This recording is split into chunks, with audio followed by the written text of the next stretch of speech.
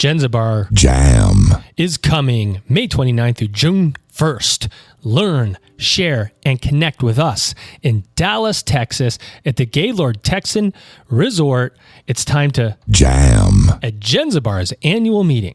Welcome back, everybody. It's your time to Ed Up on the Ed Up Experience podcast, where we make education your business. This is Dr. Joe Salustio back with another episode fresh off our 3 days at Ellucian eLive, where we podcasted 21 episodes in English. Our partners at Ed Up Espanol produced and released 10 episodes in Spanish, over 30 episodes to let you know what was going on at eLive. It was an exciting time. We're glad to be home and take a much needed week off before we get back on the microphone. As you know, there is so much going on in higher education today.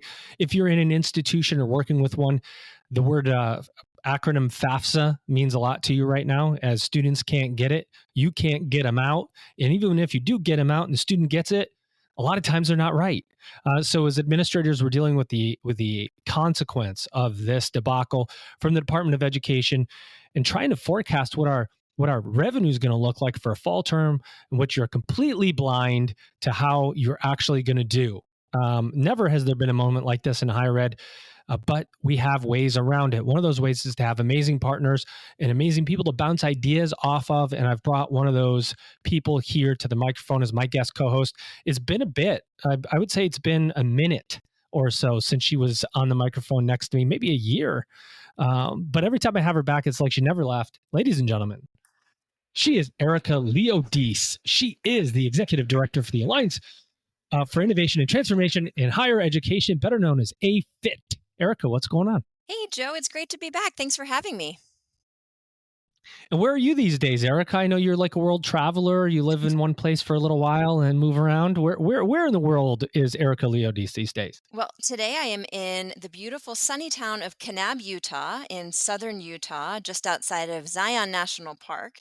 And but last week I was in San Diego. You said you were at eLive, and I was at ASU GSV in San Diego last week. So it sounds like we're both coming off some great conference experiences. How was it? Tell me how it was, and how was it for AFIT?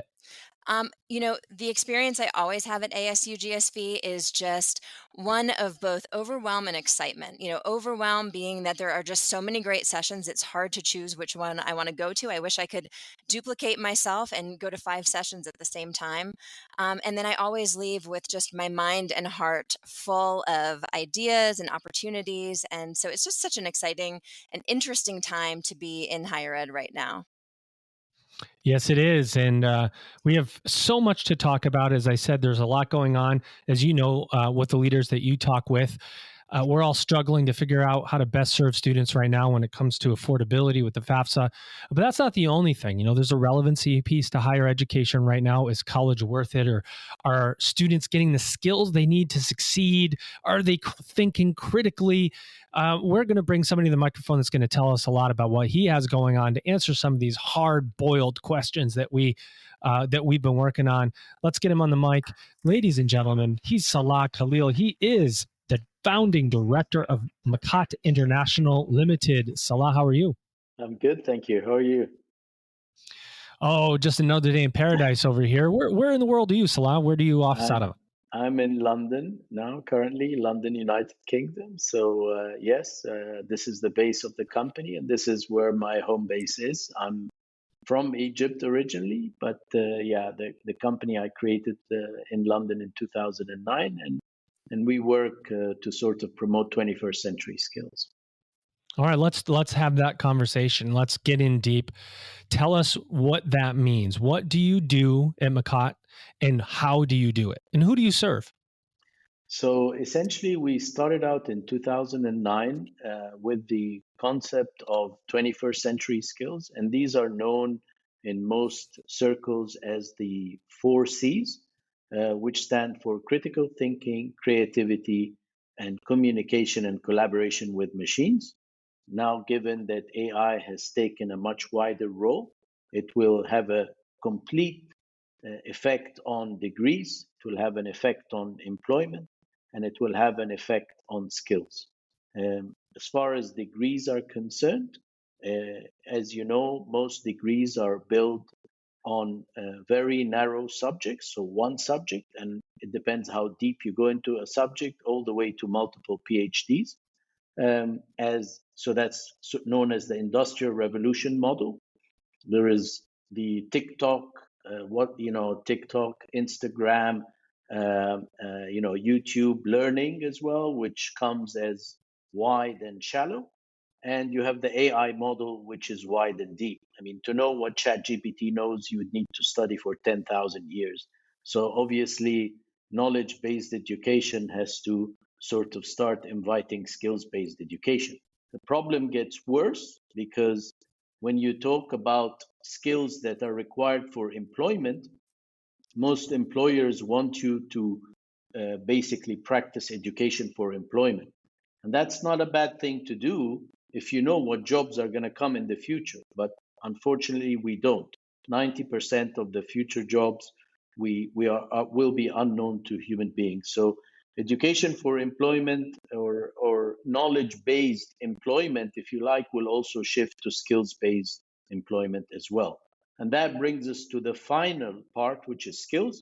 And in this sense, AI will take away almost 80%, 80 to 90% of the skills that we've been investing heavily in to create, to develop, to assess, and nurture.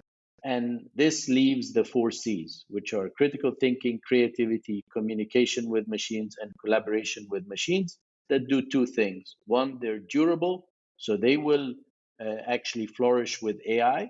And 2, they will help us augment intelligence.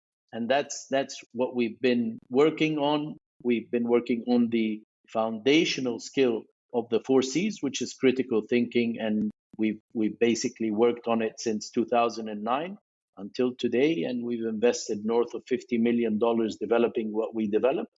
And currently, Macat is building the next assessment tool to measure critical thinking and creativity in global higher education with the OECD. So that's where we are today. And actually, when we started out doing research with Community Colleges International Development, so CCID. So that's they were a very early partner in 2014 and 2015. Amazing. Was that nice and loud for you guys to wake you up? My amazing button. We're still modulating the sound effects, as it were, here. But what you said is pretty interesting, because this is a conversation we have all the time here on the podcast.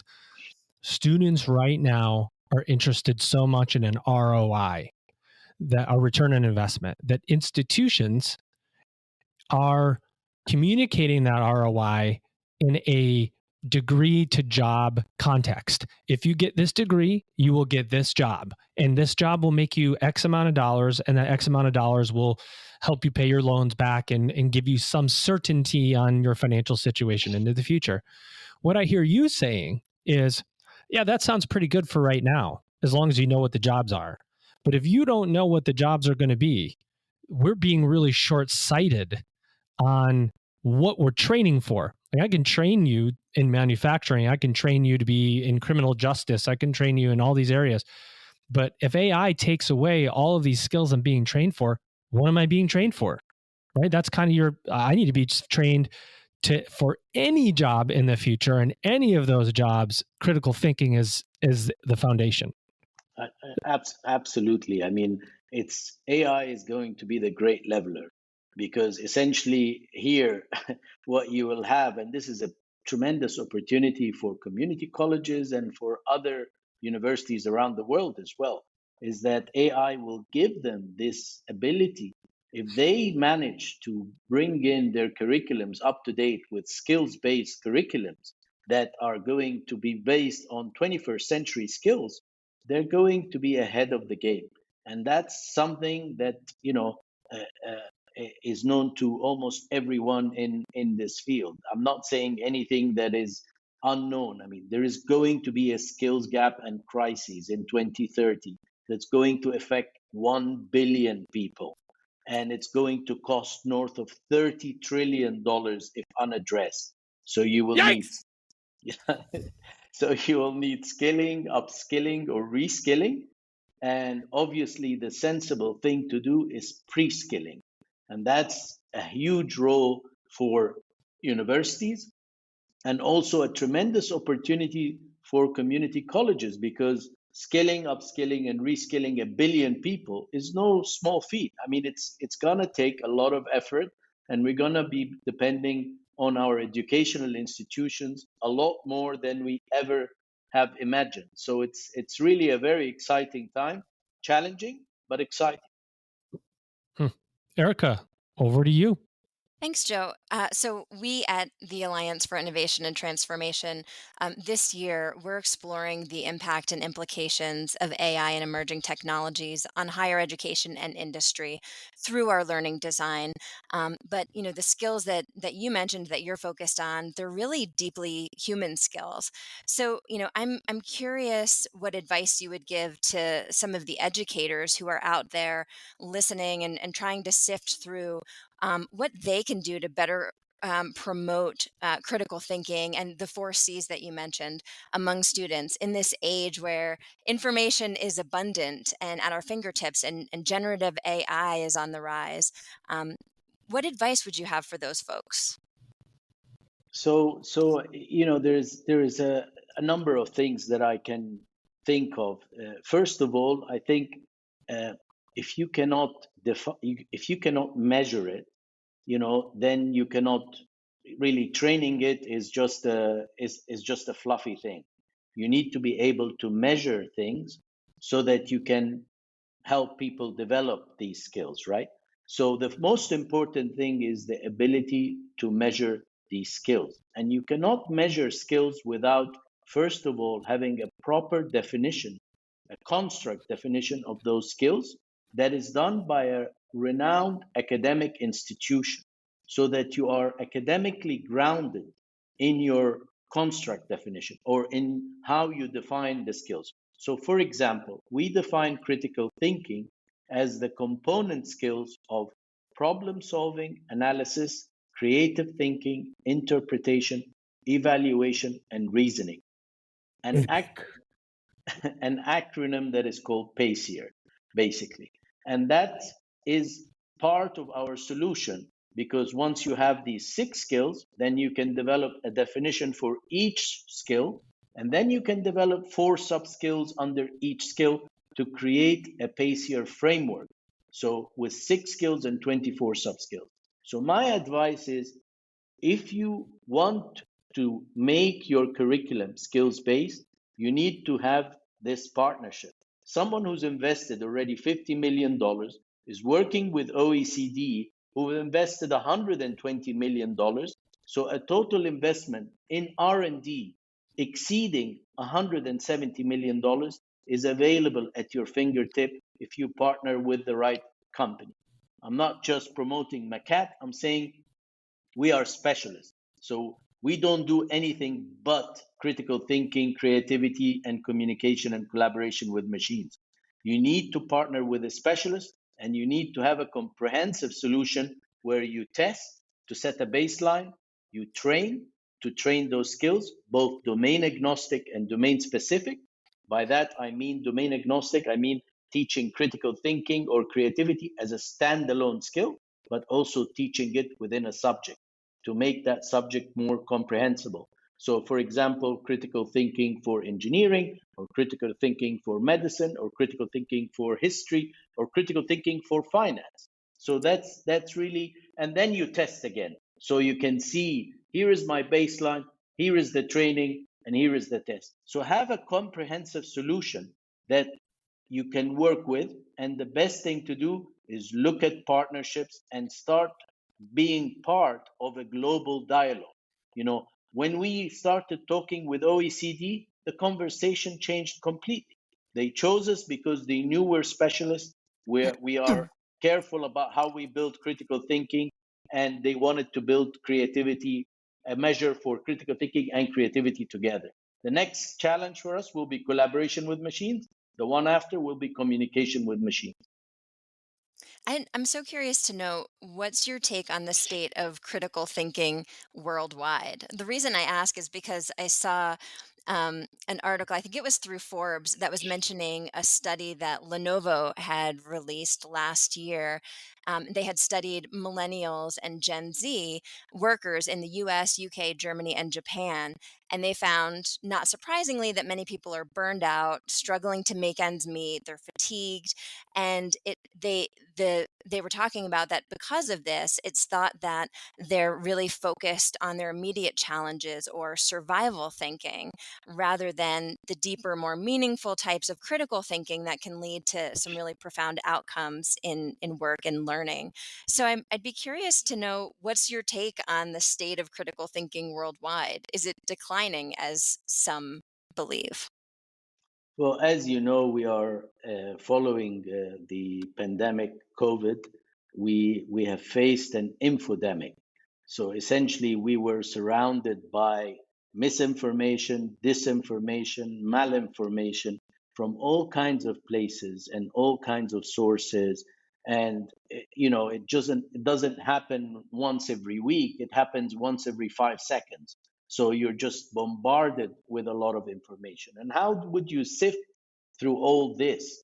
Uh, the right way to do is if you have a process and a system of checking your own thinking before you start engaging with such information.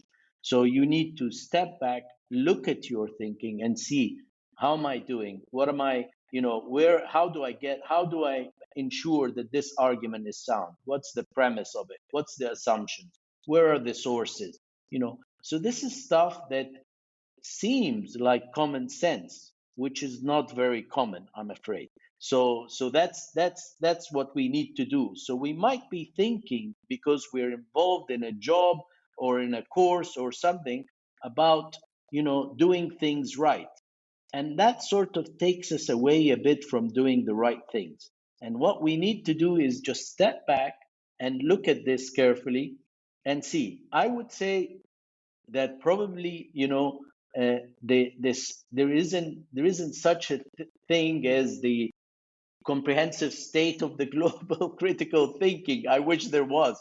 We don't have a global study that looks at a very large number. We've done at the moment, we've tested something like 200,000 people, right? And what we've seen is most people, in fact, graduates from very good business schools, don't possess the skills required because they were never exposed to direct training, whether as in domain agnostic, so subject agnostic, or domain specific, so subject specific training, or assessments, even for that matter. So they wouldn't know where they stand in terms of skill.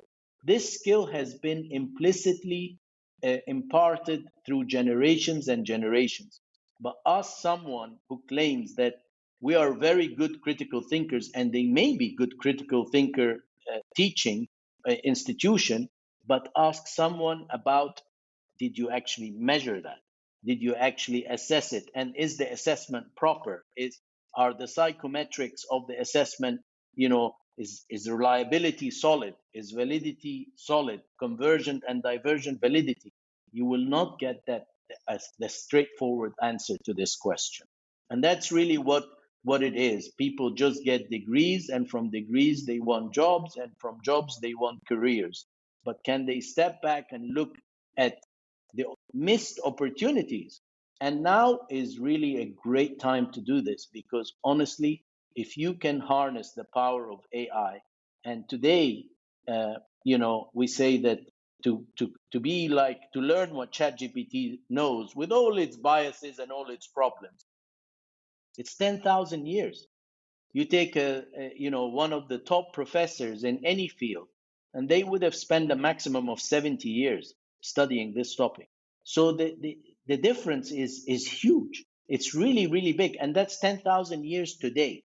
I'm talking in maybe 10 years, it's going to be 100,000 years. So there is no way you can beat the knowledge learning curve. You cannot. You can only beat the skills that make this possible, to harness this knowledge and harness this power to the benefit of human beings. Artificial intelligence. Did you know that Jenzabar has helped more than 1,400 campuses worldwide transform and drive institutional and student success? If you want to learn more about Jenzabar or get a more in-depth look at what's happening, join us at Jenzabar Jam in Dallas, Texas at the Gaylord Texan, May 29th through June 1st. Let's Jam. You know, you need to trademark that. You can't beat the knowledge curve, but you can beat the skills curve. There's something there. It's interesting as we talk about this, because if you actually go back, what ChatGPT was December of 22, somewhere around there, or January of 22, when it hit. If you go back before that, it was coding. If you can't code, you're not going to be able to have one of the jobs of the future. So there were for what years there were explosions of coding boot camps. There was coding in kindergarten. There were toys that were created to help kids learn how to code. You don't need to learn how to code anymore. AI is going to help you code, right? So what I hear you saying is critical thinking is what can't be replaced, right? You have to learn how to critically think. But then I would say to you, isn't critical thinking innate? Like I'm a good critical thinker and Erica just isn't. She's just, she's struggling. No, or vice versa. Can I be taught to critically think better? And how do I know? Right? So there's so many questions in there. Is it an innate skill? Well, the literature is very clear. The academic literature is very clear on this. Critical thinking can be taught and can be assessed. So there is no sort of second guessing this. This is very clear, and the research is conclusive on this. What the research is not conclusive on is how it can be taught, because part of the research says it has to be taught as a standalone topic, and another part of the body of the research says it has to be taught within a topic. So that's where the difference is. But there is no debate about whether these skills can be assessed and can be taught. This is a given. It's no longer. And that's why they call it the new IQ, because simply you can't change your IQ, but you can change your critical thinking skills. You can upgrade them. You can continuously develop them, which opens up tremendous opportunities, life opportunities, professional opportunities, learning opportunities. That's something that's really, really empowering if you look at it. I mean, forget the different scenarios that people pose for us. The superfluous human being, which AI will replace everything, and we're all going to sit at home or do whatever we want to do, and and live on universal basic income. That's one vision, right? But there is the citizen cyborg vision, which is a vision of uh, you know hybrid intelligence. So yes, human intelligence created AI. Human intelligence and artificial intelligence will create something even greater than AI. So that's what I really believe. And no one is saying AI will replace all, will take away all jobs, or will replace all jobs that are out there. I think what people are saying, and that's the sensible thing, and I think this was said also by IBM Research Insights, is that AI will not replace jobs. People who use AI will replace people who don't. That's really what we should get through, and this is a level playing field. In whether you're in Harvard University or you're in a university or a community college in Egypt, it doesn't really matter.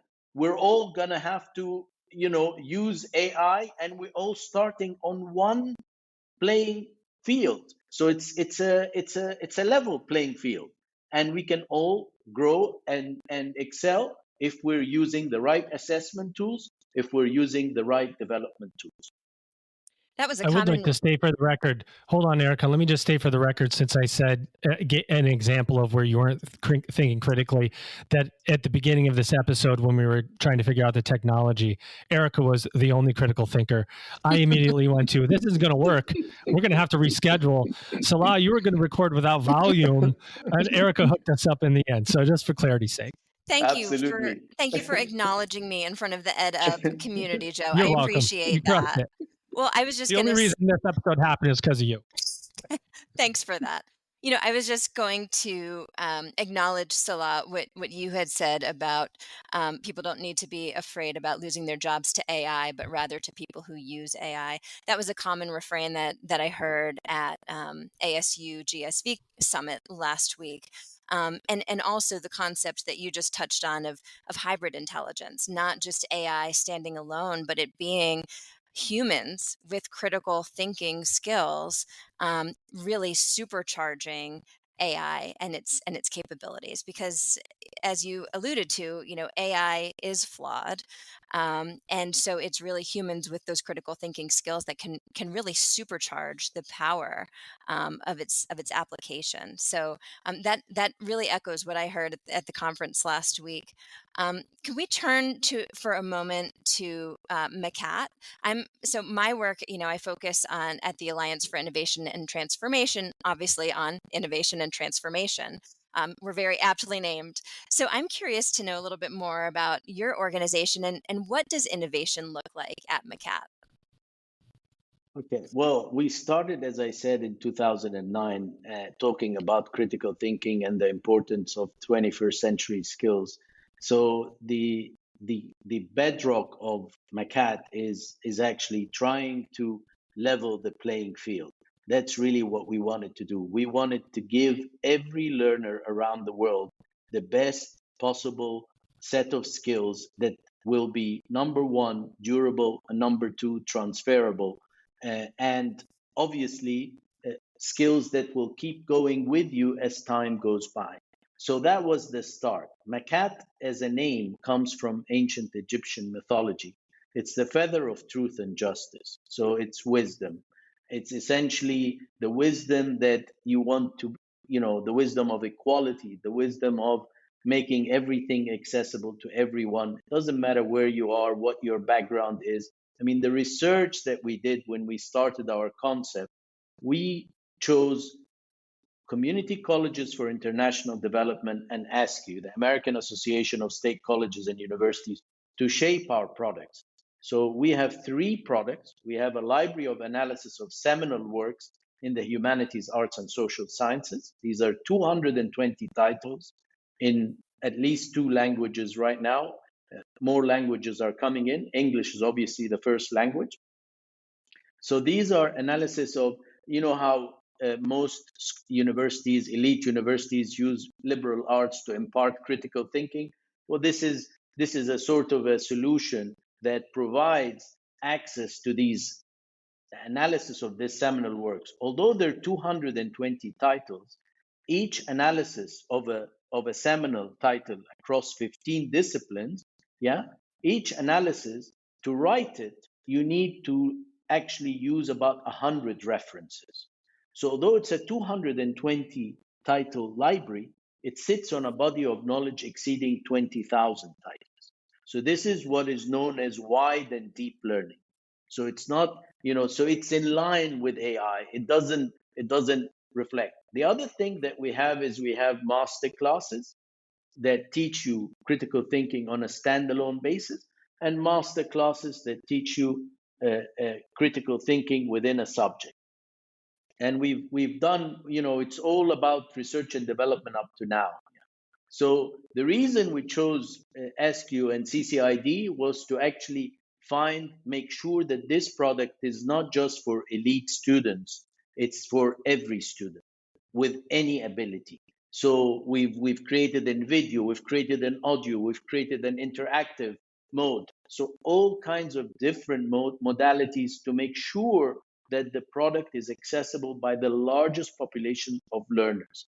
Innovation for us is our lifeline. It's our DNA. We were born to innovate. So We moved from one research community. So we started our first community with University of Cambridge, helping us define what critical thinking is. Then build the library with 750 doctoral graduates from the top 100 universities around the world. Then we had University of Cambridge assess that the library improves critical thinking and comprehension by up to 12% per day, which was a proper claim. Then we got Routledge, which is the most prestigious brand on all our library. Then we built the assessment, because when Cambridge University said, by the way, this improves critical thinking by up to 12% per day, we said, how did you measure it? So they said, well, actually, we use these 3 tests. I said, why didn't you use one test? He said, because there is no one test that measures all skills. I said, you sure? He said, yes. I said, okay, please do a study to tell us what are the skills that make up critical thinking. And they came up with the PACER model. And then we started building a test for the PACER model. And then we started building a framework. Then we worked with OECD.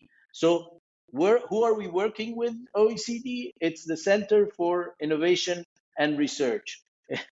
So it's been a history of innovation and research. And I can say with a lot of confidence, there isn't one EdTech product on the market that has invested in it $170 million in research and development. We are that product. So I'm sure, if you talk to Pearson, if you talk to McGraw-Hill, if you talk to all the big publishers or the big education players, none of them would have invested that kind of money in one product.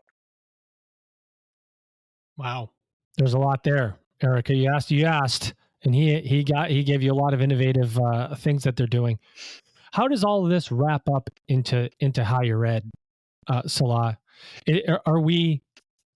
Is higher education not paying attention to this? Or, we not putting enough emphasis on critical thinking? We talk about it, but we're not doing it. We're too focused on the skill, other skills, the job degree to job skills. Are we asleep at the wheel here? What's going on? I don't think we're asleep at the wheel. I think it's more of the reality of academic life. I mean, you have to be patient with academic life. In what sense? If you look at the debate for the definition of critical thinking, I'm just giving you an example. There are basically the largest body of research on critical thinking can be found in 3 disciplines: philosophy, psychology, and education. Yeah. Each of these disciplines have a different definition of critical thinking. So philosophy is all about perfections of thought. Aristotle, Plato, the perfect thinker, the perfect thinking conditions, and so on. Psychology is not interested in perfection. They're interested in the actions and behaviors critical thinkers do.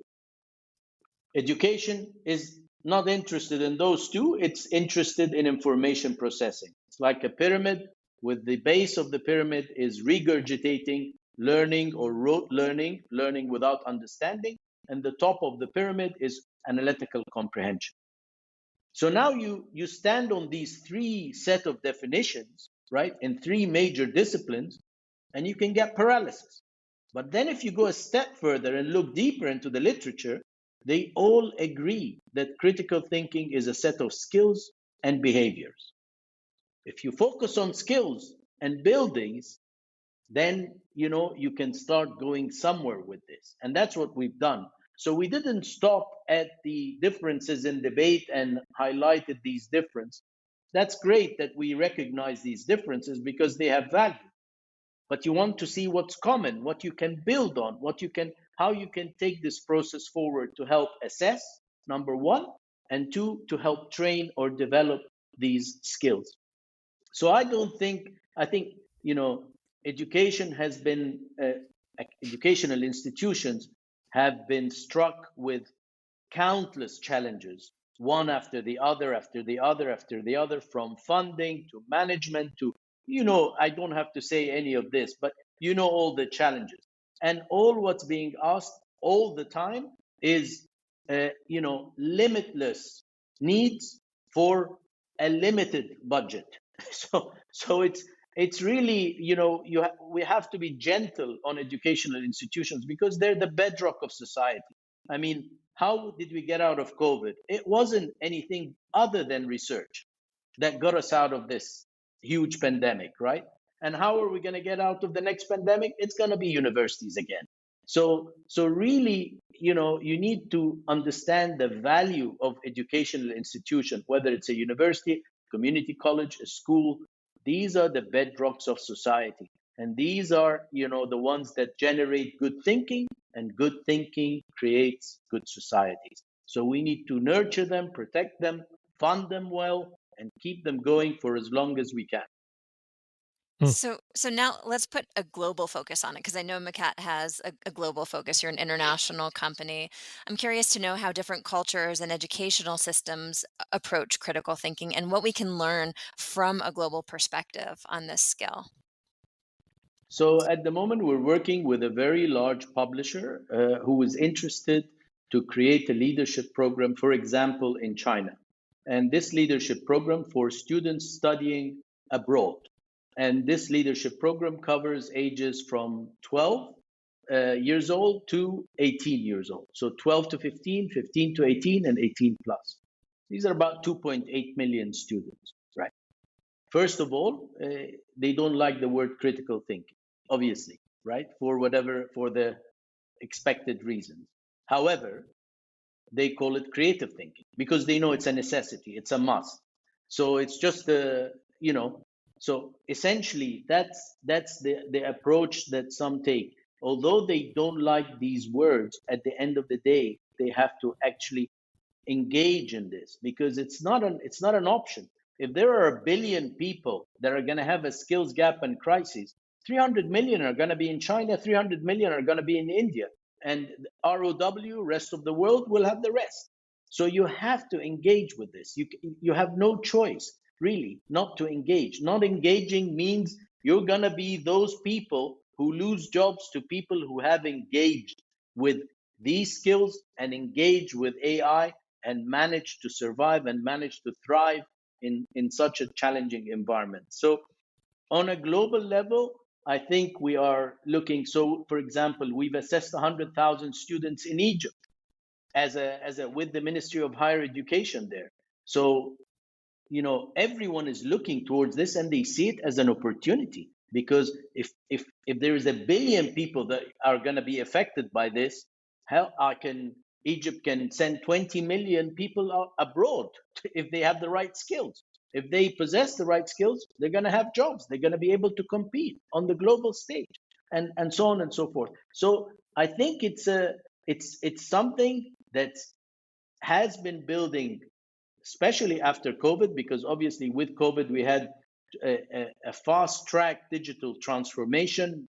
We were working online, buying things online, shopping online, meeting family online. So everything was our lives were turned upside down, essentially moved from the physical space to the virtual space overnight. And we had to deal with it and we had to work with it, right? And that helped bring this power of AI to the forefront. When it happened, everyone was engaged. You see the numbers of ChatGPT. I mean, the growth from launch to 100 days to 200 days, it's crazy. I mean, it is absolutely mind-boggling. And that's what I think. I think it's a good debate to have. We need to think these skills, and we've got organizations like OECD who are doing amazing stuff. You've got people like UNESCO. I'm sure the Department of Education and everywhere in the world, including the US, is also struggling with these topics and trying to do things. It's partnerships. No one will solve this problem alone. This is a hand holding, you know, uh, community thinking. This is really all about partnerships because this is a huge problem. You can think when we had 5 million people facing COVID at the beginning of the disease to 100 million. Imagine if this affects a billion people. How many families will be affected? How many children will be affected? This is the biggest thing that happened since 2008 crisis, financial crisis, 9/11, COVID, put together times two. So it's really a big crisis, and no one will be able to solve it alone. But we have actually taken a very good stab at it, and we're reaching out to people who want to work with us. That's what I can say about Macat. Well, there you have it, everyone. Erica, what'd you think of this episode and our conversation with Salah? I loved it. It's such kind of a counterpoint. As I said, I've been thinking so much about AI and emerging technology. So then to shift my mindset to something that's so deeply human, critical thinking, this has been just a really enjoyable hour for me because it's gotten me out of the mindset that I've been in for the last several months. So I really appreciated hearing your perspective and your views and what's going on in your world. Salah, thank you so much for spending this time with us. Thank you so much for your help and for your genius solution at the beginning of the episode, without which the episode wouldn't have happened. That's right.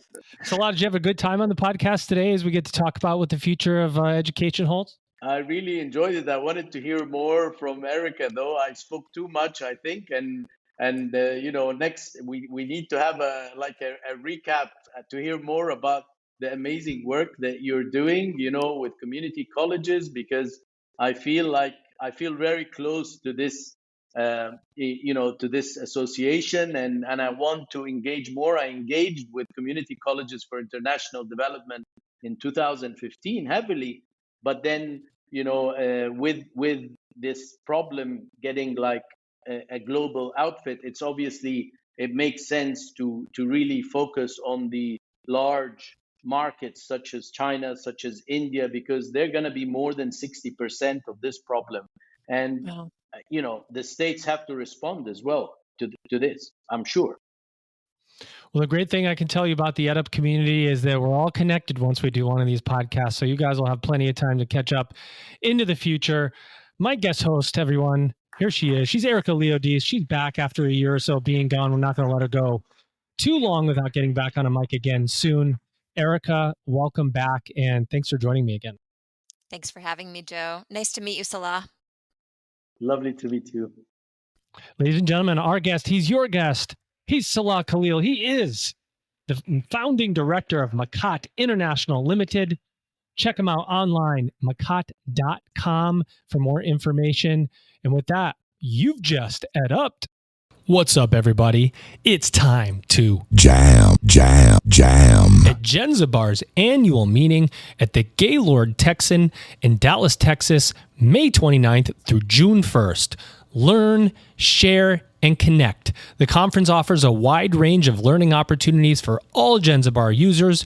You can share your experiences to help others increase enrollment, improve retention and meet advancement goals, and connect. Find out how your colleagues are using their Jenzabar systems, hear what's coming from Jenzabar, and learn new strategies that can help your institution. Remember, it's time to jam at Jenzabar's annual meeting.